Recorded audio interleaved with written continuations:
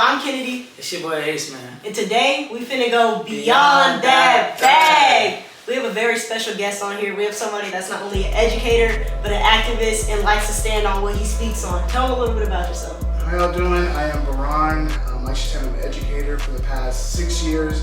I've been working in education, ed policy, community service, mentorship, things like that. Aside of that, I'm also the president at the Clark Atlanta University's NAACP chapter, as well as one of the state representatives for community coordination. That's just a little bit what I've been doing so far. Okay, he says a little bit. Just a little song, just for the first couple months of the new year. So you're an educator. Could you touch a little bit on that? Because for people out there that might not know who you are, I want them to kind of learn about your story. Yes. So my story, it started at the YMCA. I became an after-school counselor really out of nowhere. Like, I got the job, my mom was like, no, like, you don't have patience. But it actually ended up being good. I started as a counselor. I actually hated my job. Like, I was gonna quit like the first week. And then I ended up enrolling in an early childhood program, was doing well in high school, and the teacher was like, nah, yeah, you gotta stay. You can do it. And I was like, oh, okay, well, now look where we are now. So I'm glad I did stay. With the Y, I've worked in probably every job there is as a counselor, a lead, a director, a specialist. I was a lifeguard, but then I drowned. Wait. So that was horrible. Never again will I be a lifeguard. So that's where that kind of started from. Since then, I came to Clark Atlanta. I knew I wanted to be an educator. I knew I didn't want to be in the classroom though. Like, I don't like being stuck with 20 kids all day. Like, I love to be able to walk around, see everybody in the building, move around. So I'm more into like corporate education now instead of like the traditional classroom, which a lot of people don't know. There's money in education. It's just not the classroom. I'm sure. If there's money in education, you gotta find it. So that's where I think my education journey kind of started. If you would have told me like 10 years ago, like, you're gonna be a teacher, like an educator, I would have said no. Like, I wanted to be, my mom thinks I was gonna be a mortician. I don't know where that came from. That's very different. Like, that's what she told people. I was gonna be a mortician. I never said I wanted to be that, but that's what she saw for me. I thought I was gonna be a lawyer or a doctor or something, but education was the way to go. That's what's up. That's super dope. Dope. That's fire. And within education, something that he's trying to hold back from y'all. You're actually an author and you wrote your own book. I am an author. I forgot to mention that. So what's going on? No, I am an author. I wrote my first children's book. It's called Super CJ and the Power of Kindness. That book came not out of nowhere. It was like a build-up, a series of events, but it's actually named after one of my students, CJ. So we named it after him after he kept complaining at the book fair there was no books for black boys. And in the black section, it was all books about like black girls rock, black girls hair. So you know what, we're gonna get you a book. So we wrote him a book, and now he gets residuals from it. And I actually have my second book coming soon, hopefully. Getting everything prepared for that. But yeah, I'm an author. I loved it. It's on Amazon. The book actually costs $13, and everyone was like, that's super cheap. But for me, I like to tie everything back into it. So I also started my own nonprofit called Inspire with Mr. Bear, because that's what the kids call me. And when I started it, I had 13 kids. So now all my books are going to cost $13 to kind of tie it back in. So that's, yeah. No, I did forget I was an author. I did forget that. That's actually amazing. And with that, I know you said you got a second book cooking. Can we get like any sort of sneak peek into that? Like, how top secret is this? Just a little You can get a little sneak peek. I'll give y'all some. So this book is also named after two of my students. It's called Tyler and the Magic Sneakers. So it's about him and his brother, Tyler and Thomas. They're like one of my first group of kids. And I loved the brother bond because I grew up as the only child. So I never had like, go do the dishes for me. Like, I never had no sibling that I could bully or pick around with or have fun with. I was always the only child. So seeing their brother interaction was like my first time really seeing how that works with siblings. And they both play basketball. So the book is kind of like Tyler's not so good at basketball. Thomas gives him these sneakers because, like, you know, your big brother is passing them down to you. He puts the shoes on, boom, he's great at basketball. But then towards the end of the story, you get the full mission. I ain't gonna tell you all that. Okay. The end of the story, you get the full purpose of why, you know, the sneakers matter so much. That's dope. And what kind of inspired you to start writing books? Like, I feel like as an educator, there's so many different routes you could take. I mean, you could be kind of like a social media educator. You can, like you said, be in the classroom. So what made you want to take this route to be like, okay, I'm going to be an author too? Man, I really think it starts from CJ. Like, I never thought about like writing a book or putting it together until I got to Clark Atlanta and we took a class and they taught us how we could put books together. Oh, that's a dope one. So I was like, okay, it's called educational technology, and they taught us how to use the software to make books. So I was like, oh, I can do this. So I ended up putting the book together, And I really sat on it for like a couple months. Like, I'm never gonna do it again. And then I saw CJ again. He had the same problem like a year later. So I was like, oh, okay, now we can actually maybe do something. So I have all of the texts. I text my friends, like, yeah, we're gonna put the book together. We're gonna do a book. I tell my mom, we're gonna do a book.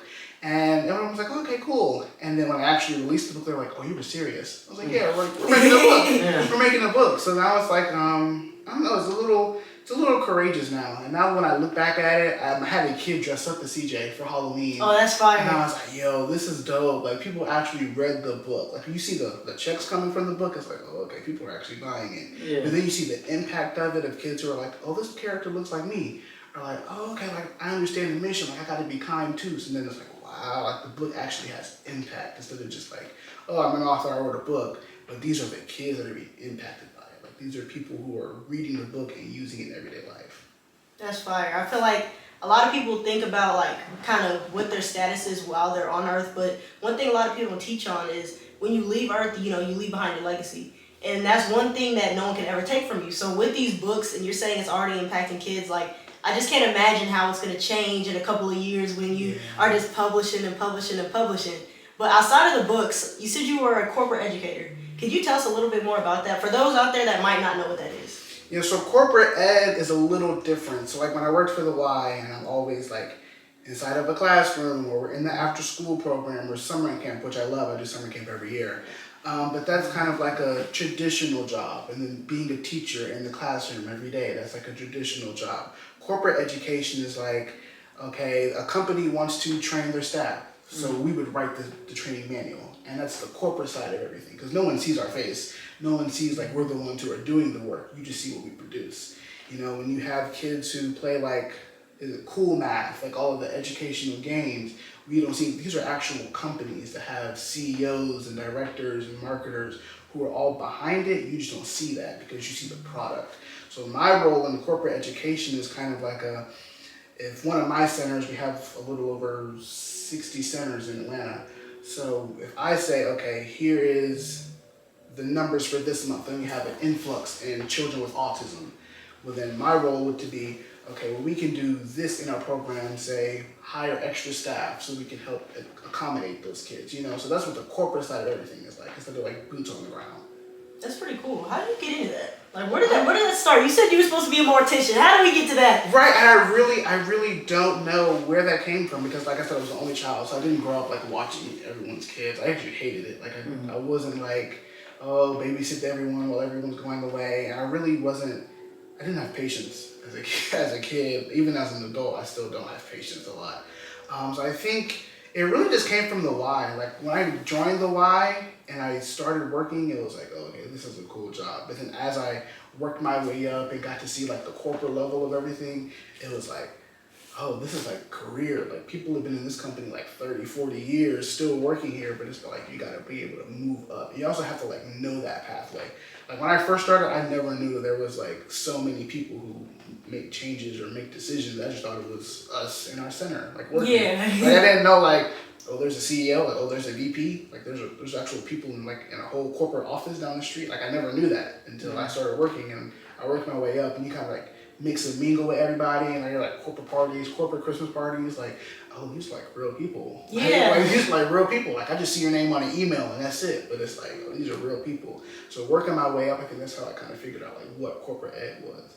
Nice. That's super dope. That's super dope. Yeah, that's amazing. And kind of, I understand how you got into everything, but what was the motivation behind it in terms of, I guess what I'm asking is like, what's the mission that you have with what you're doing? Like, what's the goal? Like, what drives you to do what you do? I tell people it's to be an inspiration instead of an icon. When I first started high school, maybe, we didn't have a lot of like, be great and be this big person. Like, we didn't have a lot of that, especially as a black man. Our goal was to like graduate high school. That was the only goal that was given to us. Instead of like, like Caucasian people, they were like, oh, Emily's gonna be a lawyer or Brendan's gonna be a doctor, and it's like, oh, Barhn just graduated. Like, that was all of our motivation. So my motivation probably came from my mom, because she was always like college isn't an option, like you're going to college. And then I had a mentor, Igor, through the Big Brother Big Sister program, and he kind of like took me everywhere to kind of see what I wanted to do. Like, he was the person who introduced me to the Y. I didn't even know we had one in my hometown. I just thought it was like a building. And he was like, no, this is the YMCA. So I ended up getting a job at that same YMCA. But I think it's kind of like, again, it's just the kids who like actually remind you like, oh, like we know you, like we love you, like you're a person in our lives. And then even the parents, like when I first left my job at home, a lot of the parents were like, yo, you're leaving, like this is crazy. And then it's like, damn, like I didn't impact your kid, but I impacted you. Like you didn't know my name. I just worked after school. Like that was crazy to me. So I think it's really like once you hear it from the kids' mouths or the parents' mouths, like, oh, we're gonna miss you, or oh, we thank you, oh, we don't see a lot of black men like you. So then it's like, oh, okay, like now I gotta move up. So like on the end goal, I wanna open a center. That's like the end goal. Open the center, make sure I pour back into my community the same way they poured into me. And it's really just to, again, be an inspiration. That's dope. I feel like a lot of people our age, like there's a select group of people that do want to be change makers, and then there's people that will follow that crowd. And I feel like at least follow a crowd. I think it's very important that people that are making change are putting their platform out there. So those like who might not even know, like you said, like the only goal was to graduate high school. When people see people our age doing this type of thing, it allows people our age to join in on this type of thing. So I think that's super fire that you do that. But I do want to touch on one thing with you. So with you, having all these things going on, you basically own 2 businesses at this point. Yeah. Aren't you also a full-time college student? Yeah, I go to Clark full time. How does that work? Like, how do you do I will that? say, the School of Education at Clark kind of set us up to be that way because all of our classes are at night. Because everyone's student teaches during the day. So all of our classes are at night. So when I started working, it wasn't like, oh, I gotta leave because I got class. It was like, all my classes are 4 p.m. My latest class is 7 to 9:30. So it's like I never had to leave class. So I think that was cool. And I think also finding a job who's open to the lean way. Like I have a lot of bosses who are like, Barhn, I need to go finish his work. Like he's not coming to this meeting. I'm like, what? Like I'm at work already. They're like, no, go to your office. Like do that paper, do that assignment, that presentation. So I think it's also like having that community with my job. A lot of them are real supportive, especially since they're all like, everyone needs a college degree. Everyone's gonna graduate. They're not like oh, if you don't go to school today, that's not it. Like, they all support and want me to go to college. So I think that's like the easiest part is having that community who understand like I am a full-time college student, and then also having Clark Atlanta who's also like, you are a college student but also an educator, and we're going to student teach during the day, so they give us that freedom during the day. We have classes at night. So I think that's a little easier. That makes it a little easier. That's pretty smart. I didn't know that they did that. I mean, when you say it out loud, I'm like, oh, that makes sense, but I feel like I would have never thought about that, you know what I mean? I think only time I had day classes was freshman year, and that was in the School of Ed. But now it's like we're junior year, everything's School of Education, we're all at night. That's all we do. So what made you choose Clark? We've had a couple of people on here that have gone to HBCUs. We've had someone at FAM, Morehouse, actually 3 people at Morehouse. What made you pick Clark? People are gonna hate this. Uh-oh. Clark was never my pick. Really? Clark was never my pick. I never wanted to go to Clark. Actually, I didn't know what Clark was until my senior year. Clark was really my mom's pick because she just loved Atlanta. So she was like, go to Morehouse. And I was like, I'm going to Morehouse. Like, my school is half of men. I'm about to leave one male-dominated institution to go to another one. And I was like, that doesn't make sense. And then also at the time, they didn't have my major. They only had secondary education and early childhood. So it was like, okay, like they don't really have the major. And then she's like, go to Clark. So I put it in for Clark, and Clark was actually my first acceptance letter. So I was like, oh, maybe this is meant to be. Yeah. And I held out for maybe like 2 months, and then she was like, well, you need to pick a college, And I was like, you know what? We're going to make her happy. We're going to go to Clark. But now that I reflect back on that, I probably wouldn't change anything. I like Clark. I'd probably go back to Clark. I haven't heard anybody complain about Clark, Morehouse, Spelman, anything except for the prices. They're lying to you. Are you serious? They're lying. Okay, maybe the dorms too. I heard the dorms are a little crazy. There's so much to complain about. But I do love my institution. I think we all have the problems every HBCU has. So it's not like a big deal when it comes to like picking your school, because every HBCU has it. But there's a lot to complain about. It's the beauty and the struggle, you know what I mean? It is, and I think the benefits kind of help you. The benefits help you. Like without Clark, I probably wouldn't wrote a book. because I didn't learn the software to use until I got to Clark. So Okay, we'll give them that. We'll give them that. Yeah, and it counts for inspiration, connection, like being around different people who might be like-minded, give you some motivation and things like that. So it's probably a good space to be. Yeah, but you might be in the right spot. I don't know. I think you're doing pretty well for yourself. Clark was never my pick. It was never an option for me. So if you could go back and have your pick, where would you have decided to? Like if you could have your way, it doesn't matter about the price. It doesn't matter about how hard it is to get in. Just in general. None of that matters. None of that matters. Like you was accepted to every college in the nation. I'd probably be at Howard. I feel like that's I'd probably be at Howard, but at the same time, I really like Hampton. I feel like Hampton is the real HU. You know, I'd probably be at Hampton or Howard. Hampton or Howard. And with you being an educator, how important is it for people, in your opinion, to go out and get that secondary education, whether it be college, whether it be a trade, whether it be just something they're perfecting on their own? Especially for our audience, a lot of our audience is younger. You know, we're shooting for 15 to 20s around that area. Tell them how important it is, especially being an educator, that you should get more education in your life no matter what avenue. I think, and I told a lot of my teens this when I was working with the teens, a lot of time, we don't really learn specific things in college, we learn specific skills. So a lot of times when you're writing that 10-page paper and you're like, yo, what is this ever gonna have to do with my career? And then you're sitting there writing 10-page emails, it's like, oh, I did this before.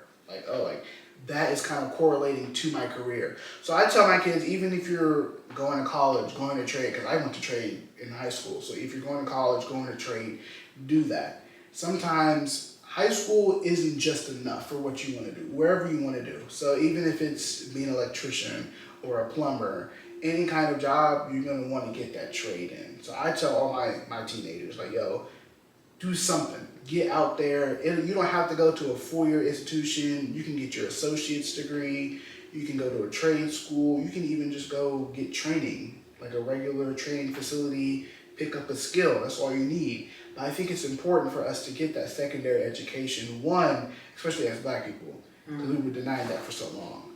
So because we were denied it for so long, and now that we have the opportunity, we got to use it to the best of our ability. Especially if we want to kind of raise the bar in equality. You know, we got to prove to these other people, like, yo, you may be at Yale or Princeton or Harvard, but I'm down in Atlanta getting the exact same treatment. You know, when you look at there's actually a study online where you can look at the different numbers of education levels. A lot of these regular HBCUs, we're on the exact same level of education. We just don't have the same hype or the same name or the same sponsors as those big PWIs. But the education level is the same. The rigor level is the same. It's just, we really have to figure it out where we want to go and how you want to do that. But I think secondary ed, that's real important. And I tell my kids all the time, even if you don't go to college, I was on the traditional route. I made a lot of people in my high school upset when I went to go speak. And they're like, SAT prep and doing the SAT. I've never taken an SAT a day in my life. I can't tell you what's on that test. So I can't sit in front of these kids and be like, take your SAT when I didn't take it myself. That's real. But I think people are always stuck on like the old ways of going to a 4-year college, getting a master's and a doctorate. You don't have to do all of that to be successful. You can find your own path, do your own plan, but get that education. Get some kind of skill, acquire something that's going to help you build along the way. That's fire. I agree with you 100%. I mean, I feel like it doesn't matter what you do, but do something. You know what I mean? Like a lot of famous people, a lot of rich people didn't go to school, but then there's also a lot of people that did. But I feel like one thing that you can't take away from any of them is how dedicated they were to perfecting whatever that craft was. And that comes with education and learning. So I think it's dope that you touched on that. I love it. For sure. And I feel like when you asked that question, I was actually curious about your answer because I was expecting for you to be like, you have to go to school, like you have to go to school. And that's something that I was kind of brought up in, like, you know, everybody has to go to school and I didn't go to school. And I was like, I'm not going to go to school. And now I do cybersecurity. I kind of just pick up skills, you feel me? Like I picked up a skill, I got technology degrees and technology certifications, and I can do different things, make different money different ways. So the fact that you touched on the fact that college is not the exact only way is super, super important. And I want to give that to people because that's something that's big. Like everybody thinks that there's one way to do things, but there's a lot of different ways to do things. So as long as, like you said, you're dedicated, you're focused, and you're grinding towards a goal, then you get it. I tell people all the time. I have a couple friends who work jobs, and I said if you're working your job to get to your next paycheck, you're wasting your life because you're gonna get to your next paycheck, and then you're gonna get to your next one, and you get to your next one, your next one. 6 months down the line, it's gonna be like, what have these paychecks gotten me outside of the ability to live? And I was the same way about always going to college, like making sure you have like the big job. And I actually had a friend who's into Java, which is like computer programming, kind of like cybersecurity. And at the time, in my friend group, I was like the breadwinner. I had my first corporate job when I was 17. Like, I was in the office. I was getting everybody free memberships. Like, You was playing. I was cool. I'm gonna need that membership after this. 17, and I had friends my friend worked in Java, and my checks were big, and we were like still in high school, so all these big checks were pointless for real. But it was like, I'm working, and he came, and we all compared our checks, and I was like, you mean how much in Java? And I'm sitting in the office every day, like. I'm going to college at the same time as being in high school, and you are just working in Java, and we got the same amount of money.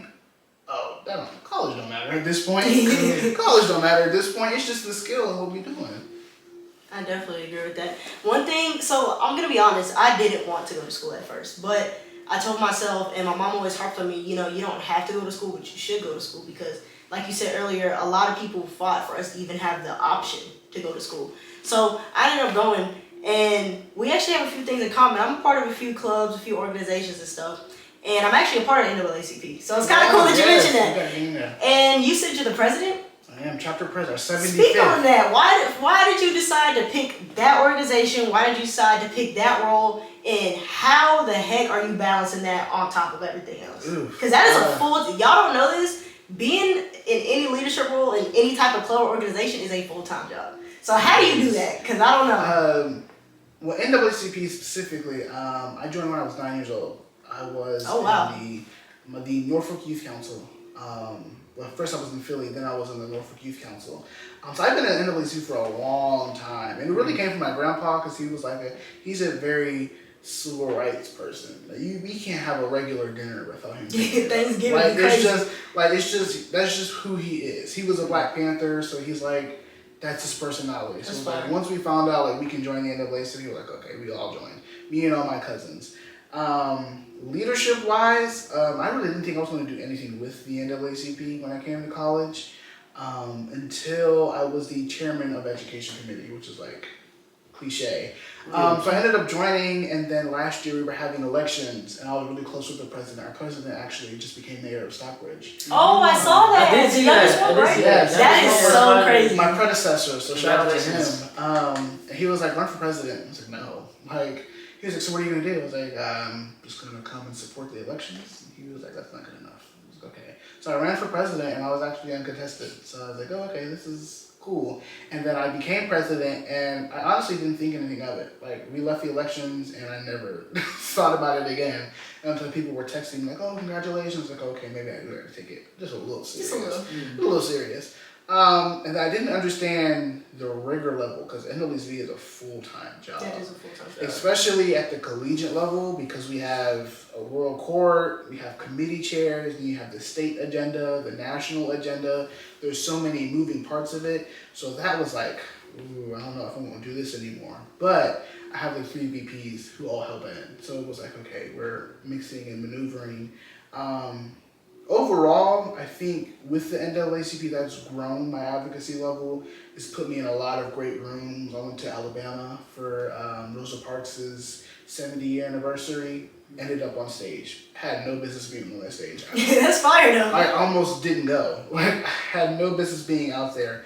Martin Luther King Day, I did 3 different marches.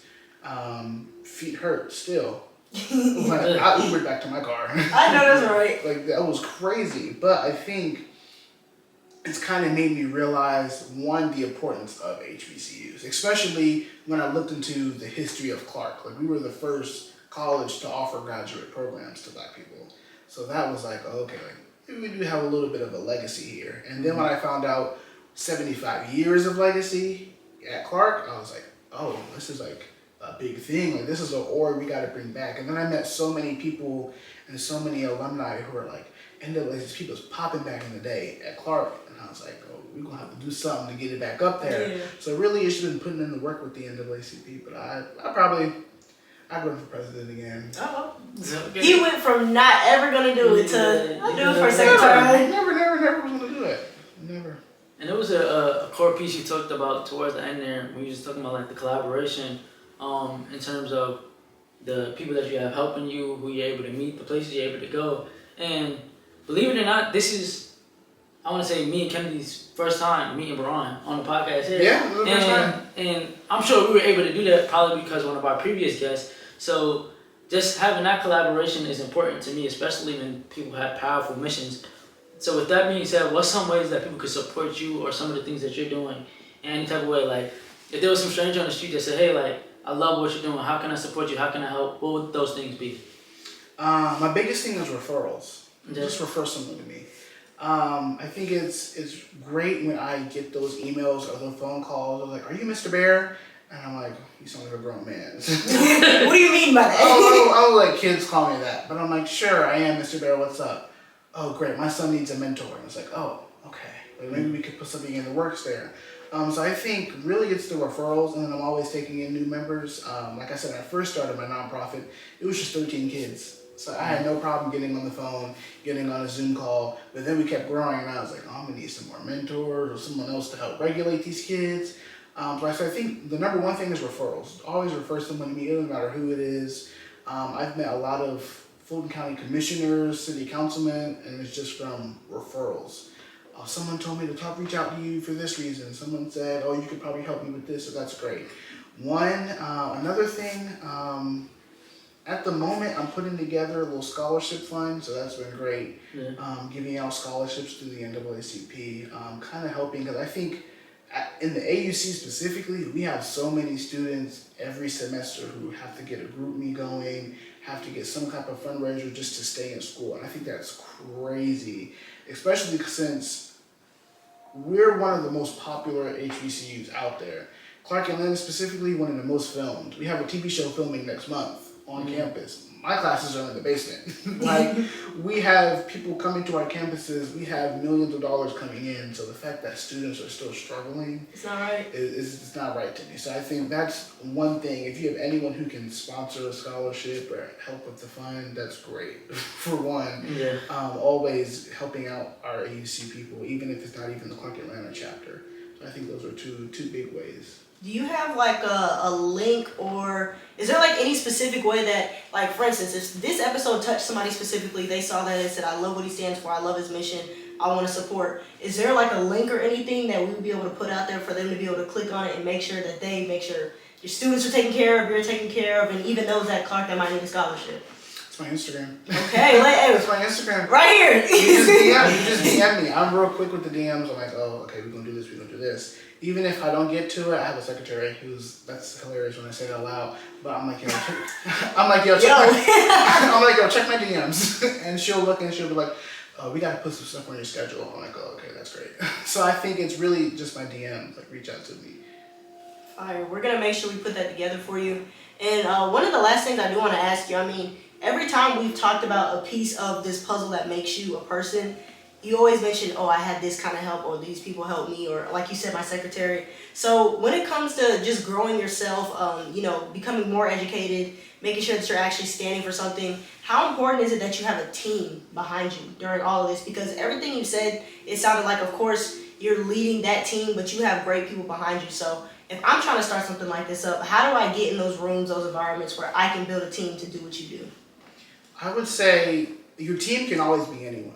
I think for me, I have a friend group who are kind of like, they're real supportive. Like, for me, I hate posting on Instagram, but I have a friend who's like, send me all the pictures, I'll tell you which one to post. So it's like that kind of thing where your team can be your mom, your aunt, your brother, your sister, anybody, but it's people who really genuinely support you.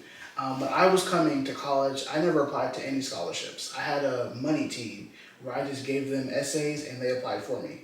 And it was like, you a real businessman. Like, it was literally, you a real businessman. I gave my essays, I think it was my mom, my aunt, and my godmom. Gave them everything and they applied for me. And it was like, okay, this is great. Like, I don't have to do anything. Mm-hmm. So it's like building that team. And also, never taking any interaction too small.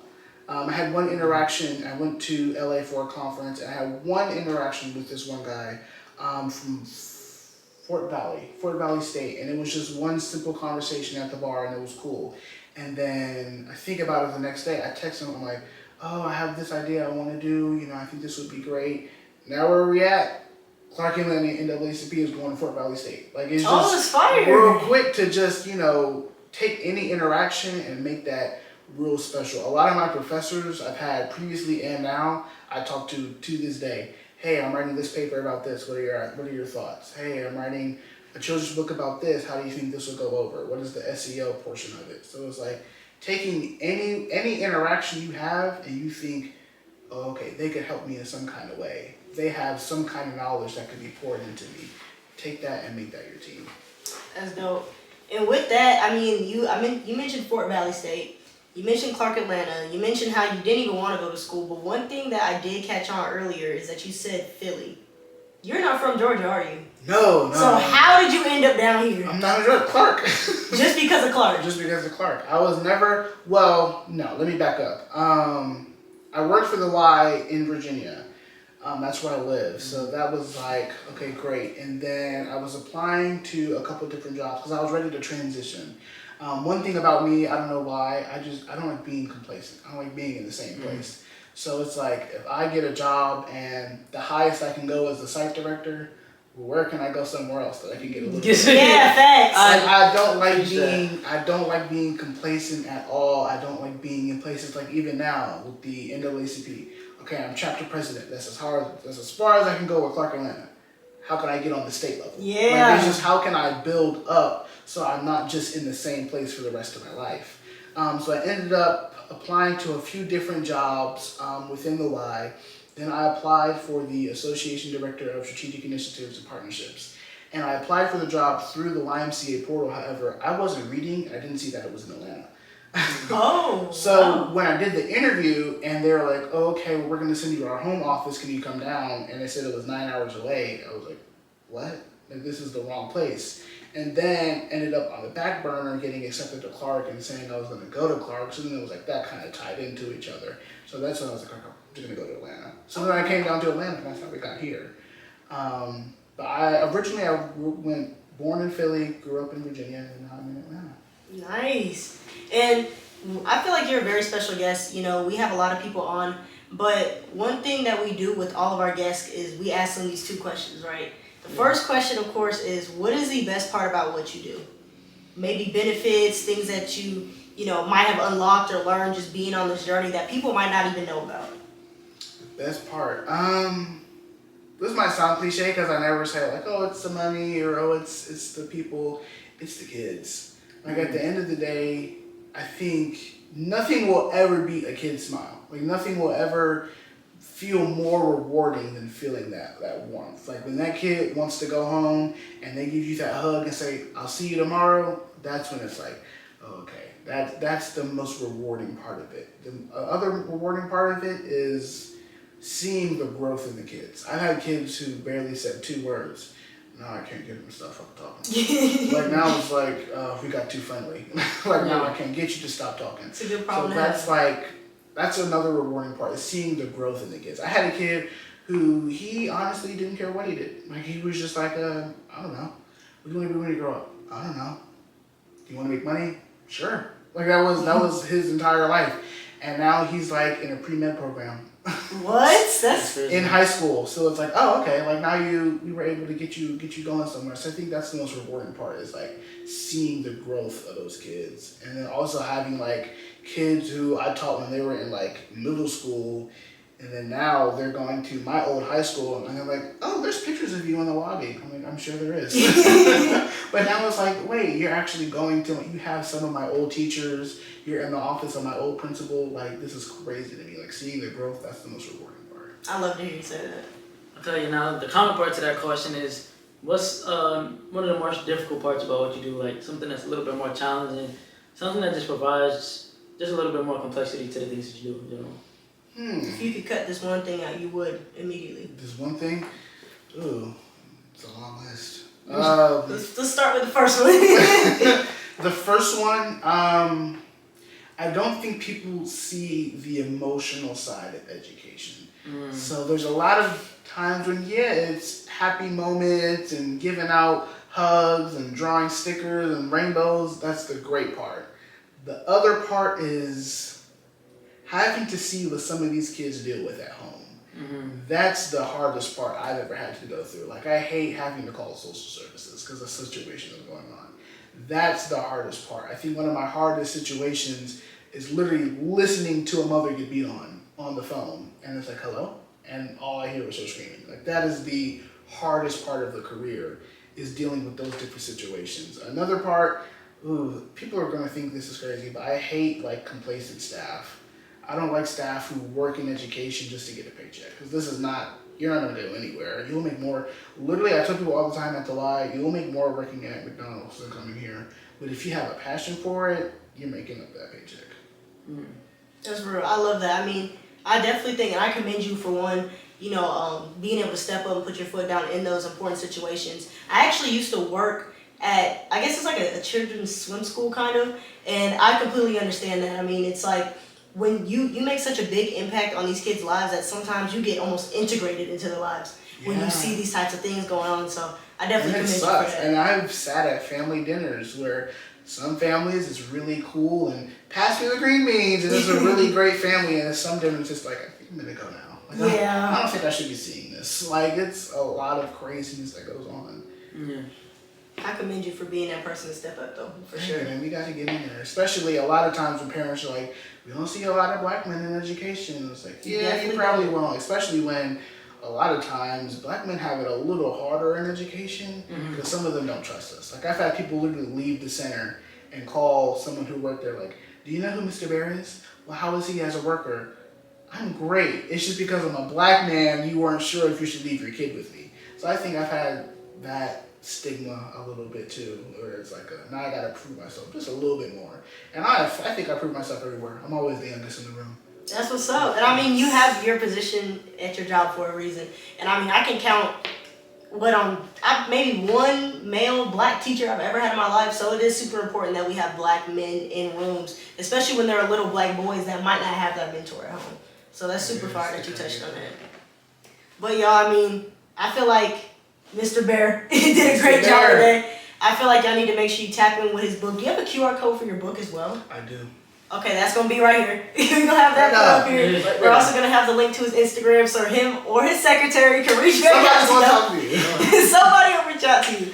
I just want to make sure y'all support everything that he has going on. He's a brilliant young man. He has a really bright future, and I love that he's putting everything that he has out into the world so that not only he's benefiting from it, but the youth can benefit from it. So I appreciate you for coming on. Again, it's Kennedy. It's Ace. And we just went beyond that bag. We out.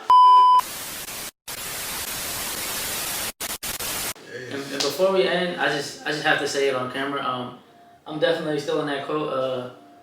I want to be an inspiration, not an icon. I'm still. That is tough. I got a couple quotes, but yeah. That one right there, I'm still in because I feel like we're in a world where everybody wants to be the focal point of attention, and that's inspiration instead of an icon. Yeah, I like that right now. I'm still in that. You got 1 week to trademark it before this end up under our name. I'm waiting. Technical secretary. All right, y'all. We out. Thank you.